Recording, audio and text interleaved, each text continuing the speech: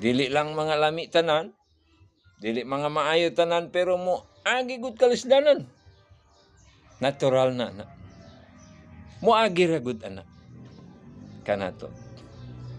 Mga paklaom. Mohatod mga kauban kay niining klase disiplin aron maglimpyo ato mga kahugawon.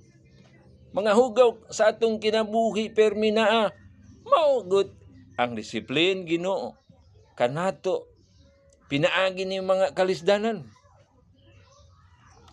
Hello, ang mga alagaron sa Ginoo should stable their heart to the Lord, stand still in the Lord, whatever comes the challenge in their life.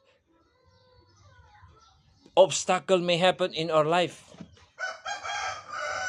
Tingali mga mocking lagut or yaga-yagaan gud mga tao kanato may tungot sa atong pag-alagad sa Ginoo.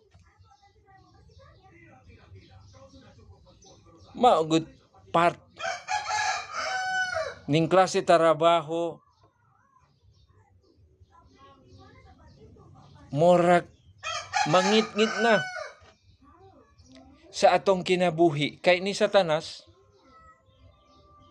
muhatag gud siya sa atong mga agianan, mulabay gud siya mga pagsulay sa atong agianan sa atong dalan aron malimbong ta.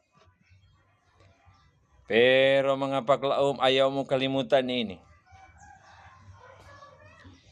Trabaho ni Satanas grabe jud. Makahimo discouragement kanato bisan kinsa ka. Dili basta-basta ug Bisaya pa nawad-an sa kadasik.